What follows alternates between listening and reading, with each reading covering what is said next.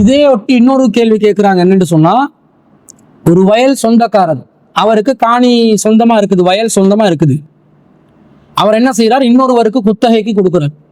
கொடுத்துட்டு 10 லட்சம் ரூபா குத்தகைக்கு ஒரு முற்பணமாக எடுத்துக்கொள்கிறார்.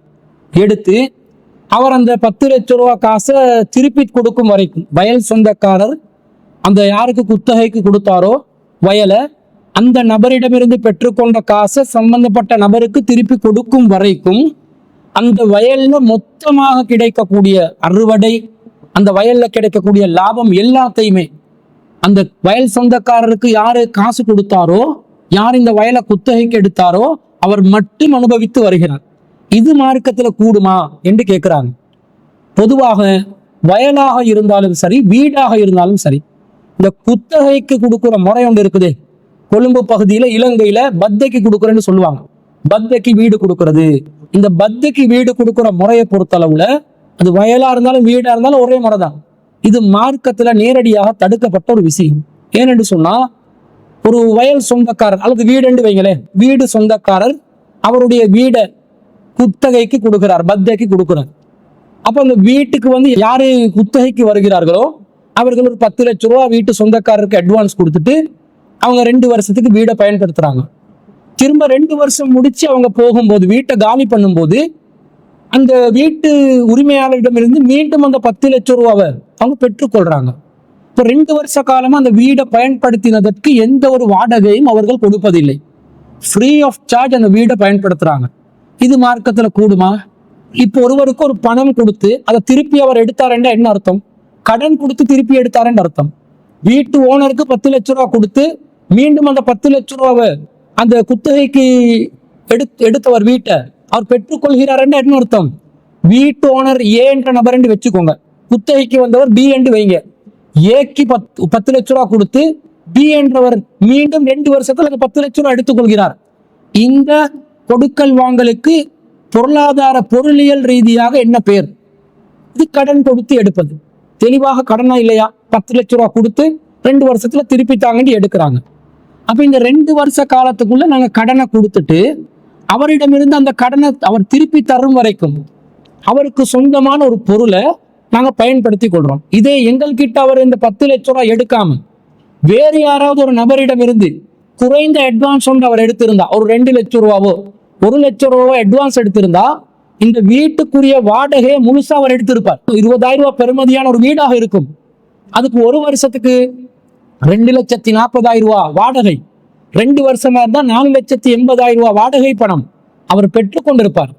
ஆனா இவரிடமிருந்து, இப்ப நான் சொன்ன இந்த பி என்ற நபரிடமிருந்து 10 லட்சம் ரூபாய் முற்பணமா எடுத்ததுனால, அட்வான்ஸ் என்ற பேர்ல 10 லட்சம் ரூபாய் ஒரு விசாலமான தொகையை எடுத்ததுனால, இந்த பி என்றவர் ஏ என்ற நபருக்கு, வீட்டு சொந்தக்காரருக்கு குத்தகைக்கு வந்தவர் ஒரு ரூபாய் காசு கூட வாடகை கொடுக்காமல் அதிலே வசித்து வருகிறார். இது எப்படி மார்க்கத்துல ஹலாலாகும்? அப்ப அந்த வேறொரு நபரிடம் வாடகைக்கு கொடுத்திருந்தா 2 வருஷத்துக்கு 4,80,000 ரூபாய் காசு கிடைச்சிக்குமே. அந்த 4,80,000 ரூபாவை இவர் 10 லட்சம் ரூபாய் கடன் கொடுத்து 4,80,000 ரூபாய்க்கு ஒரு வீட்டுக்கு வாடகைக்கு செலுத்த வேண்டிய அந்த தொகையை செலுத்தாமல் இவர் அதை அனுபவித்திருக்கிறார் அர்த்தம்.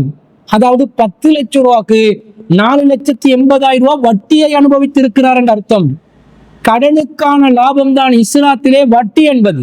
அது நேரடியாக இந்த குத்தகைக்கு வீடுகளை கொடுப்பது, குத்தகைக்கு வயல்களை கொடுப்பதுல நேரடியாக நடக்குது. பத்தைக்கு வீடு என்றாலே வட்டி என்று தான் அர்த்தம், மாற்று கருத்தே இல்லை. இப்ப சில பேர் என்ன பண்றாங்கடா, இப்ப வாடகை இல்லாமலே தான் முதல்ல செஞ்சாங்க. இப்போ ஒரு பேரளவுக்கு ஒரு வாடகையை கொடுக்கிறோம் என்ற பேர்ல ஒரு சின்ன வாடகையோட கொடுத்து கொள்றது. ஒருத்தர் 10 லட்சம் ரூபாய் பத்தைக்கு எடுக்கிறாரு, குத்தகைக்கு எடுக்கிறாரு.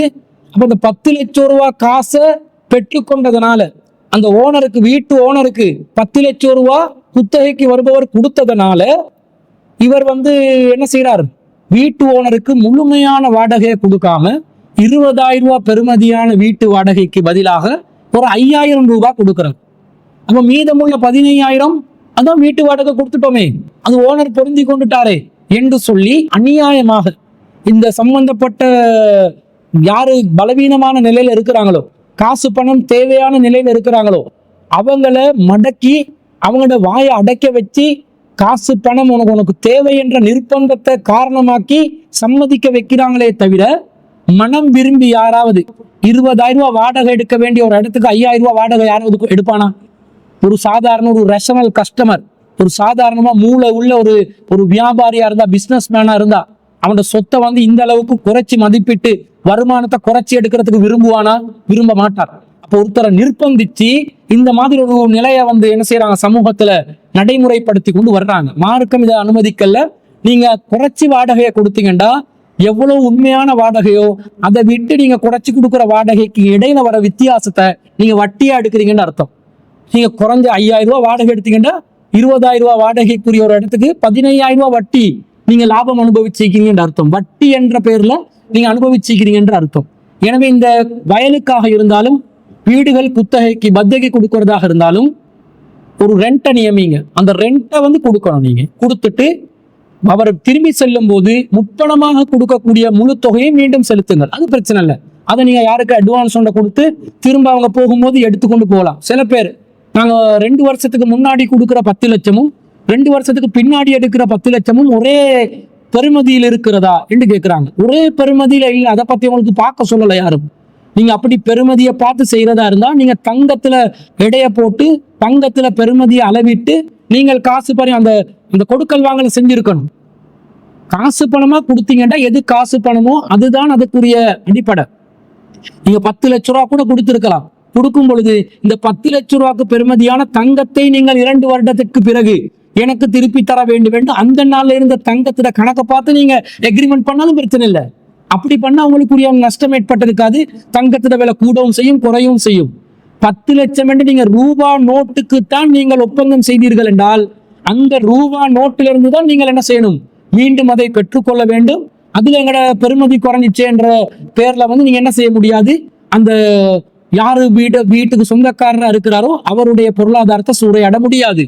இன்னும் சொல்ல போனால் இந்த இன்ஃபிளேஷன் ரேட்ன்றத கூட ஒரு 10%, 6%, 8% இருக்கும். ஆனா இவங்க வட்டியாக எடுக்கக்கூடியது 20% போல பெரிய தொகையா இருக்குது. இதெல்லாம் யோசிச்சு பாருங்க.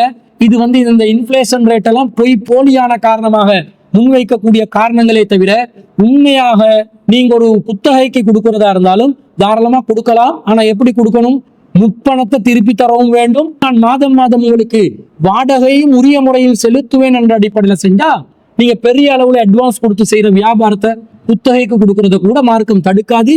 ஆனால் அப்படி இல்லாமல் ஏமாற்றுவதற்காக வாடகையை குறைத்தோ வாடகையை கொடுக்காமலோ நீங்கள் குத்தகைக்கு வயலை கொடுத்தாலும் வீட்டை கொடுத்தாலும் வாகனத்தை கொடுத்தாலும் எதை கொடுத்தாலும் நீங்க வட்டி வியாபாரத்தில் இருக்கிறீர்கள் என்றுதான் அர்த்தம். எனவே இது போன்ற வியாபாரங்கள்ல நாங்கள் ஈடுபடக்கூடாது. மார்க்கம் தடுத்த வட்டி பொருளாதாரத்துல நாங்கள் ஈடுபட்டால் அல்லாஹ்வுடனும் அல்லாஹ்வுடைய தூதருடனும் போர் பிரகடனத்திற்கு தயாராகுங்கள் என்று அல்லாஹ் சொன்னார். அல்லாஹ்விடமிருந்தும் ரசூலிடமிருந்தும் ஒரு போருக்கான பிரகடனத்தை நீங்கள் பெற்றுக்கொள்ளுங்கள் என்று பயங்கரமான எச்சரிக்கை இந்த வட்டி விஷயத்தில் வருகிறது. வட்டி பொருளாதாரம் உங்களை அழித்துவிடும். யம்ஹகுல்லாஹு ரிபா வயுர்பிஸ் ஸதகாத். அல்லாஹ் வட்டி பொருளாதாரத்தை அழிக்கின்றான், சதகாக்களை தான் வளர்க்கின்றான் என்று அல்லாஹ் சூரத்துல் பக்கரால சொல்கிறான். எனவே வட்டி பொருளாதாரம் உங்களுடைய பொருளாதாரத்தை அழித்தே தீரும் என்ற அந்த எச்சரிக்கையை அல் குர்ஆன் கொடுக்கிறது. எனவே அதற்கு பயந்து இந்த குத்தகைக்கு பத்தகைக்கு கொடுக்கிற முறையிலிருந்து முற்றிலும் முழுதாக நீங்கள் அனைவரும் விலக வேண்டும்.